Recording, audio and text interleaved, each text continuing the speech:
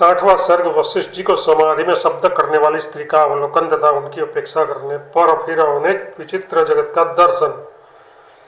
महाराज वशिष्ठ जी ने कहा, श्री राम जी, इतने असंख्य संसार देखने के बाद मैंने शब्द के कारण को ढूंढते ढूंढते चारों ओर बहुत काल तक खूब भ्रमण किया। तदनंतर मैं आवरण रहित संविदाकाश रूप बन गया। जब मैं उक्त आकाश रूप बन गया तब मैंने विना के सदस्य शब्द सुना। क्रमशः उसके पद भी स्फुरित हो गए। फिर मुझे ये भी मालूम होने लगा कि शब्द आर्या छंद के है। अंतर मेरी योग दृष्टि पास में ही जहाँ से शब्द हो रहा था उस देश में पड़ गई। मैंने वहाँ एक स्त्री देखी। उसने अपनी कमल जैसी स्पंदनशील प्रभा से चारों ओर के आकाश मंडल को प्रकाशित कर दिया था। उसके गले की माला और पहने हुए वस्त्र खूब फरफरा रहे थे। उसके लोचन कानों के केसों को भी व्याकुल किए थे और उसके माथे की वेणी बड़ी ही चंचल थी। मालूम ऐसा होता था मानो साक्षात लक्ष्मी ही आई हुई हो। उनके अंग कमनीय सुवर्ण के सदस्य गौर्ण वर्ण के थे। मार्गस्थ पथिक के सदस्य उसका नवीन यौवन धीरे धीरे जा रहा था। वनदेवी के सदस्य चारों ओर सुगंध भर देने वाले संपूर्ण नक्शिकांत अवयवों के कारण वह आंखों को बड़ी ही सुंदर लग रही थी। उसका मुख तो पूर्णचंद्र के सदस्य था। उसका हास्य फूल के ढेर से लुभावना था। यौवन के कारण उसका आनंद कुछ उद्दंड सा लगता था। बरौन मतलब पलकों के आगे के बाल के उत्तम लक्षणों से चिन्हों से उसकी शोभा देखने ही बनती थी, देखते ही बनती थी। आकाश का कोष ही उसके रहने का घर था। वह सुंदर तो इतनी थी कि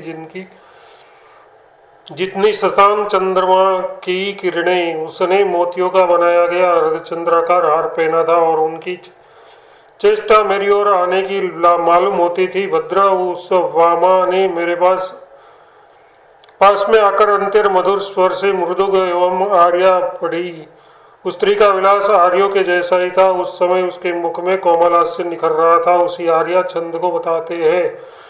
हे मुने, खल पुरुषों के लिए ही अपनी योग्यता दिखाने वाले काम क्रोध आदि जितने दोष हैं उनसे आपका अंतःकरण सर्वथा अलिप्त है। आप संसार रूपी नदी में डूब जाने वाले जीवों के लिए तिरस्त आश्रय रूप वृक्ष है। अतः मैं आपको ही चारों ओर से प्रणाम करती हूँ। वह सुनकर आपने क्या किया, इस प्रश्न पर कहते हैं, भद्र, ये सुनकर और उस सुंदर मुखी एवं मधुर शब्द वाली रमणी को देखकर मैंने सोचा, हाँ, ये तो स्त्री है, इसमें मेरा क्या प्रयोजन सिद्ध होगा। इसके प्रति उपेक्षा कर वहां से मैं आगे बढ़ा।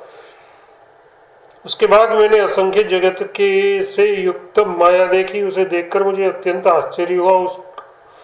उसका भी अनादर ही कर आकाश मंडल में विहार करने के लिए मैं उद्यत हो गया। तदनंतर माया जनित उस चिंता को छोड़कर शून्य स्वभाव आकाश में स्थित जगन माया को चिदाकाश स्वरूप होकर जानने के लिए मैंने ज्यों ही वृत्ति की त्यों ही वे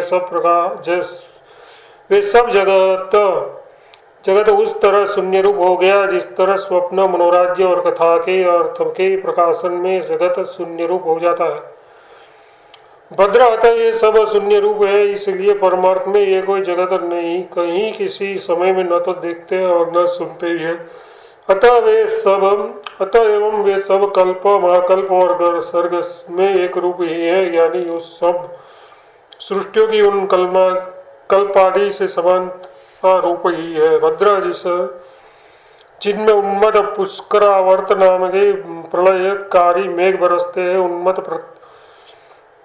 उत्पातकारी वायु बहती है तथा तोड़े गए बड़े बड़े पर्वतों के भयंकर शब्दों से ब्रह्मांड मंडप को जिन्होंने व्याप्त कर दिया है, ऐसे तत्त जगह के अंदर प्रवृत्त हुई भी कल्पांतों को ये जगत परस्पर नहीं जान पाते।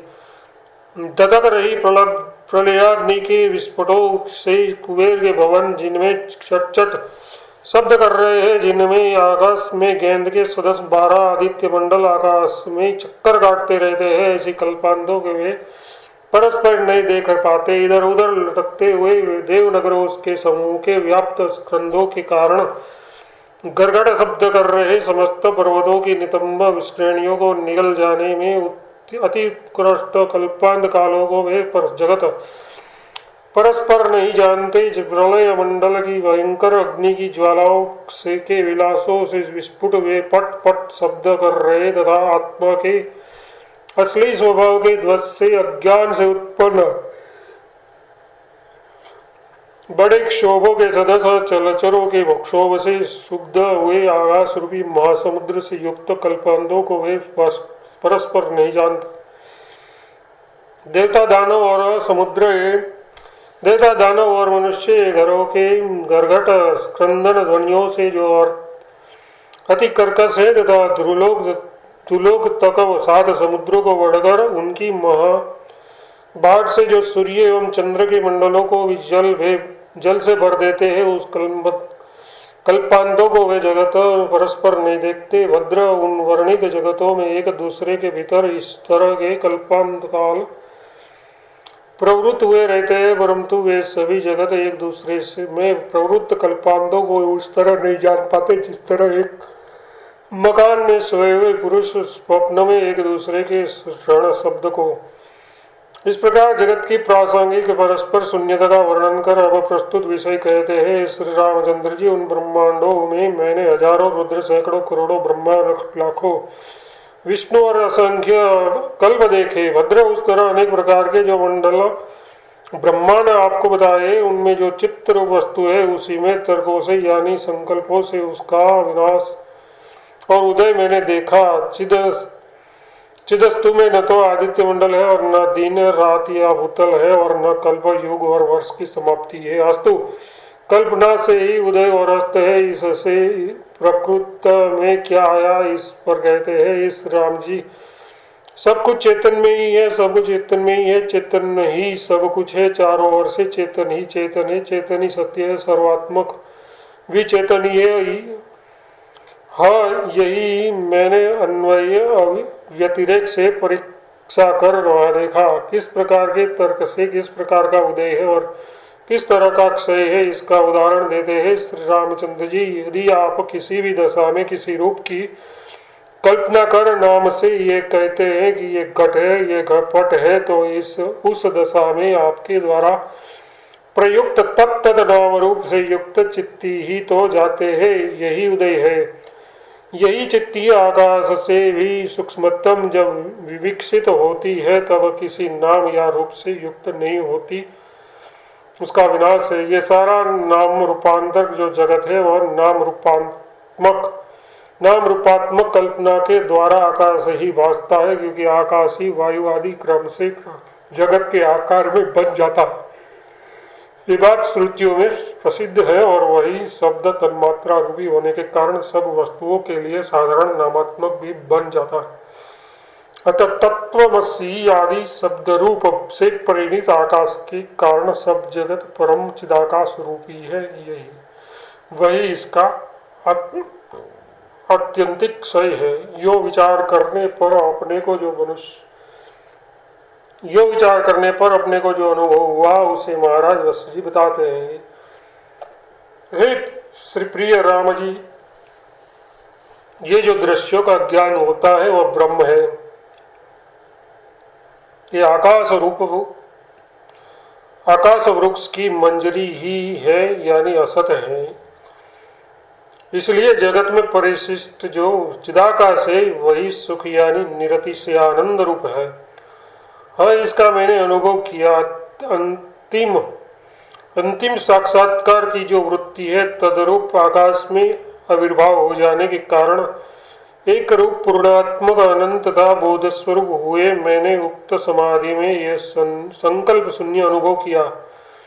इस संपूर्ण जगत का बिछा हुआ जाल ब्रह्मरूप निर्मल आकाश ही है। जगत अंतर्गत दसों दिशाएं,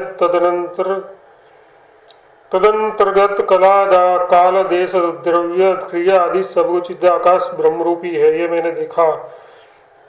श्री रामचंद्र जी वासना अनुसार अनेक तरह की भिन्नता को लिए हुए जो संसार मुझे दिखाई दिए, उनमें आकार में मैंने सदस्य विशिष्ट वशिष्ठ नाम के बड़े उत्तम उत्तम ब्रह्मा के पुत्र अनेक मुनीश्वर देखे। हे ब्रह्मन, वहाँ मैंने 72 त्रेतायुग देखे। वे सभी रामावतार से युक्त थे। सैकड़ों सतयुग देखे और सैकड़ों द्वापर देखे। भेद भेद वासना की प्रबलता से तत्त सर्गों की अवस्थाएं अनेक तरह की मैंने देखी और तत्व दृष्टि से तो उन सबका व्यापक ब्रह्मरूप आकाश को ही देखा। इस स्थिति में दृष्टि भेद से ब्रह्म सप्रपंच और निष्प्रपंच हो जा सकता है, इस विषय में विरोध हो ही नहीं सकता। ये कहते हैं न तो ब्रह्म में ये जगत रूप नाम है और न उसमें जगत रूप वस्तु ही है, किंतु वह सब अंतिम प्राप्ति तद्रावरूप अज आदि अनंत शून्य ब्रह्मरूपी है, जो ब्रह्मरूप पाषाण के सदस्य सब तरह के वाणी के व्यापारों से रहित है, समस्त नाम और रूपों से शून्य और आकाश प्रकाश रूप है। वही कुछ नाम रूपात्मक बन जाता है और वही जगत के वेश में स्मृत है। वास्तव में चैत्य तो चिदाकाश में है नहीं, परंतु चित्ती की अपनी सत्ता ही जगत के रूप में भासती है। वह स्वप्न के अनुभव के सदस्य भ्रांति रूप है, अतः निराकार ब्रह्म में भास रही सृष्टि वास्तव में निराकार रूपी है। वह एकमात्र प्रकाश रूप ब्रह्म अपने अनन्य अभिन्न सब कुछ उस तरह करता है और नहीं भी करता जिस तरह आलोक प्रकाश करता है और नहीं भी करता। आलोक अपने से अतिरिक्त प्रकाश न होने के कारण प्रकाश को नहीं करता, ये कहना वास्तव में ठीक नहीं है। जगत चिद्रूपी है, तब चंद्र शीतल और सूर्य गर्म क्यों उल्टा भी हो सकता है। यदि वह कहे तो ये इष्टि है, क्योंकि इसी ब्रह्मांड में वैसा भी देखने में आया है। यो कहते हैं भद्र, जो लाखों जगत समाधि में अनुभूत होते हैं उनमें कहीं पर चंद्रबिंब जगत गर्म और सूर्यबिंब ठंडे भी अनुभव होते हैं और इसी तरह के हैं भी। कहीं पर अंधकार में प्रजाएं दिखती है और कहीं प्रकाश में भी नहीं दिखती। ठीक उल्लू को जैसा उनका व्यवहार है और किन्हीं के जैसा वे शब्द भी करती है। कहीं तो प्राणी पुष्ट पुण्य से नष्ट हो जाते हैं और कहीं पापों से स्वर्ग पा जाते हैं। कहीं पर विष भोजन से दीर्घ काल तक जीते हैं और तो कहीं पर अमृतपान से मर जाते हैं। ये मन की अनियंत्रण कल्पना होने के कारण कहा गया है। वस्तुतः ऐसी बात नहीं है, क्योंकि इससे तो वेद में भी अप्रमाणत्व आ सकता है। ऐसा क्यों, इस पर कहते हैं भद्र, दीर्घकाल के अभ्यास से दृढ़ किए गए बोध में जो वस्तु जैसी हित साधन या अहित साधन में रूप में मानी जाती है, वह वैसी ही स्वयं अपने भोग हेतु अदृष्ट के कारण बन जाती है। जैसी बनती है ठीक वैसे ही भोग काल में भी स्पष्ट बन जाती है। वही वस्तु दूसरी जगह सत हो या असत हो, इस विषय में कुछ भी विशेषता नहीं दिखती, क्योंकि वह ब्रह्मरूप ही है और वह ब्रह्म ही वासनानुसार वैसा विवर्त हो जाता है। इस ब्रह्मांड में प्रसिद्ध जो अरण्य है, उससे विपरीत पत्र पुष्प आदि से संपन्न अरण्य अन्य ब्रह्मांड में प्रसिद्ध है। ये कहते हैं श्री राम जी। कहीं पर तो चिदाकाश में शाखाओं के सदस्य वृक्षों के मूल दिखाई देते हैं, इसलिए वज्र मणि के सदस्य अत्यंत दृढ़ पत्र पुष्प आदि से सुशोभित वृक्षों से युक्त अरण्य विद्यमान है। इसी तरह हजारों असंभावित वस्तुओं का अन्यत्र संभव है। ये कहते हैं राम जी। कहीं पर तो कोल्हू में पीसे जाने पर बालू से भी स्नेह जनित रस यानी तेल निकलता है और कहीं पर शिलाओं के ऊपरी हिस्सों में अनेक सुंदर कमल खिलते हैं। कहीं लकड़ी पत्थर और दीवार के ऊपर निर्मित पुतलियां देवांगनाओं के साथ नातो गान और वार्ता करती है। भद्र, कहीं पर लंबे लंबे प्राणी लंबे वस्त्रों के सदस्य मेघों को बड़े चाव से पहनते हैं और कहीं पर एक ही वृक्ष के ऊपर प्रत्येक वर्ष में भिन्न भिन्न जाति के फल लगते हैं। कहीं पर एक जाति के प्राणियों के अंगों की गठन की तरह अलग अलग प्रकार की है। कहीं पर एक जाति के प्राणियों के अंग जुदे जुदे आकार के दिखाई पड़ते हैं। कहीं पर सिर ऊपर है और कहीं नहीं है, किंतु भूतल पर है। इस तरह विचित्र प्राणी घूमते दिखाई देते हैं। कहीं पर भूमि आदि लोगों के नीचे के जगत केवल पशु आदि प्राणियों से ही भरे हैं। उनमें मनुष्य का नाम ही नहीं है। न तो इनमें वेद और शास्त्र का प्रचार है, न कोई धर्म है, न इनका कोई उत्तम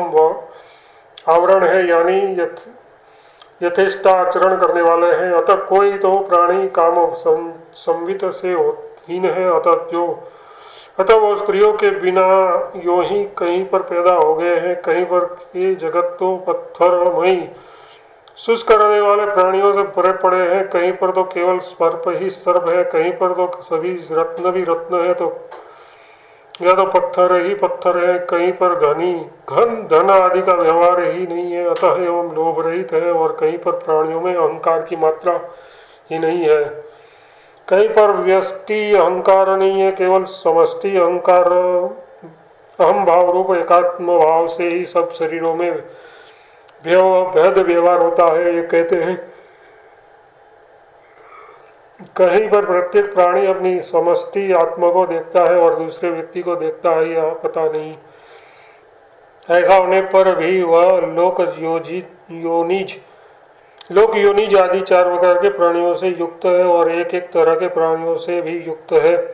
देहों का भेद होने पर भी एकीभूत आत्मा की भावना किस तरह की है, इस प्रश्न पर कहते हैं भद्र कोई पुरुष अपने नख केशादि के उतारने और उत्पन्न होने पर अपना निजी छेदन और जन्मता देखता है, इसी प्रकार वह अपनी अन्यत्र स्थिति मानता है, परंतु उसके सौंदर्यादि सुख भोग में उनकी एकीभूत आत्म भावना ही देखी जाती है। कहीं पर सृष्टि भेद की वासना ही नहीं रहती, इसलिए अव्याकृत आकाश मात्र रूपता से ही वह भावना होती है। ये कहते हैं कहीं पर तो अधिकतर चारों ओर अनंत अपार शून्य ही शून्य है, कहीं पर प्राणी यत्न से आत्मचित्ती प्राप्त करते हैं तो शून्य के तिरस्कार से फिर जगत देखता है। भद्र कुछ जगत निर्विषय परब्रह्म की सृष्टि हो जाने पर अलीक की तरह ज्ञात होते हैं, कहीं पर चित्त का पृथक्करण कर देखने पर हाथी घोड़े आदि रूप सब प्राणी देखे गए हैं। कुछ जगत तो नक्षत्र चक्र से ही रहित है, अतः एवं काल गति का ही वहाँ पता नहीं लगता। कुछ तो शब्द क्षोत्र आदि के कारण अभाव के कारण मूक पुरुषों के सदस्य हाथ आदि के संकेतों के बल पर ही अपना सारा व्यवहार निभाते हैं। कहीं पर ऐसे प्राणी देखे कि नेत्र शब्द नेत्र रूप इंद्रिय और नेत्र जनित रूप आदि का दर्शन है, इन सब में सबसे वे वंचित थे, अतः उसके लिए सूर्य और चंद्रमा आदि के प्रकाश निरर्थक ही रहे। भद्र इस प्रकार से कि जो सृष्टि जगत की रचना है वह एकाग्रचित योगी के मन की कल्पना से भी मैंने आपसे कही। भद्र कुछ तो प्राणी घ्राणेन्द्रिय और इससे होने वाले गंध ज्ञान से रहित है, कुछ निरर्थक ही आमोद प्रमोद करने वाले हैं, कुछ शब्देंद्रियों की शक्ति से पीड़ित होते हैं, कुछ मुख के और कुछ क्षत्रिय से रहित है, कुछ दूसरे वाक्यार्थ भेद बोध न होने के कारण मुख है, स्पर्श ज्ञान शून्य होने के कारण पत्थर के अंगों से सदस्य त्वगेंद्रिय रहित है, कुछ तो मनोराज्य के सदस्य विचित्र ही देखे गए हैं, कुछ तो व्यवहार करने वाले परंतु पिशाचों के सदस्य उद्भूत गणों से उसका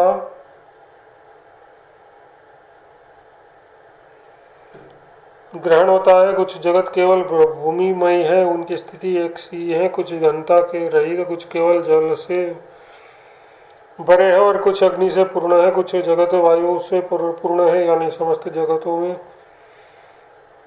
समस्त कार्यों में समर्थन समस्त वस्तुओं को परिपूर्ण है। आश्चर्य है कि कुछ तो आकाश रूपी है, फिर कुछ चिद्रूप आकाश में वे स्फुरित होते हैं, कुछ जगत केवल पृथ्वीमय है। ये जो कहा गया है इस विषय में भूत जीवों की उत्पत्ति कही हो सकती है, इस प्रकार होने वाली शंका का परिहार करते हैं। कुछ तो केवल भूमि पृष्ठ पूर्ण अन्य जगत है जिसमें जीव उस तरह निवास करते हैं जिस तरह शिला को उसके भीतर मेढक या भूमि के उदर में कीड़े,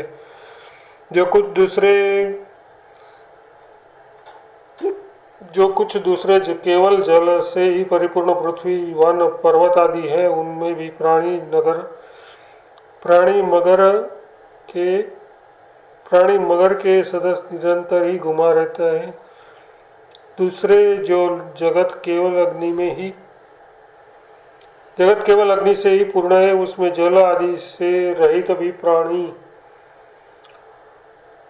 अलात चक्र के सदस्य यानी भ्रमण कर रहे उन्मुख की नाई केवल अग्निरूप होकर ही सुख और चिंत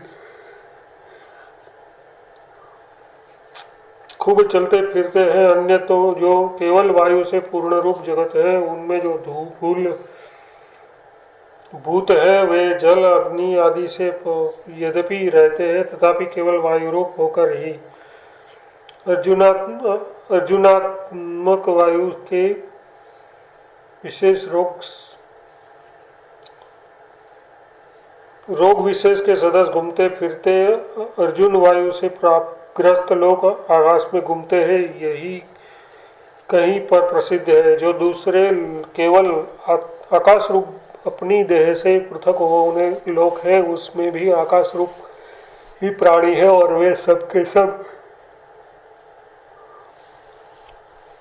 दर्शन व्यवहार करने वाले हैं। उस चिदाकाश में नीचे ऊपर एवं चारों ओर कल्पित दिशाओं में जो उड़े रहे चित्र विचित्र सब जगत और जल में रहने वाली अनेक तरह की वस्तुओं मैंने देखी, जो उपसंहार करते हैं। श्री राम जी, हे श्री रामचंद्र जी, कोई पाताल में गिरे रहे हैं, कोई आकाश में उड़ रहे हैं, कोई दिशाओं में, और कोई मुख में स्थित है। इस तरह जगत के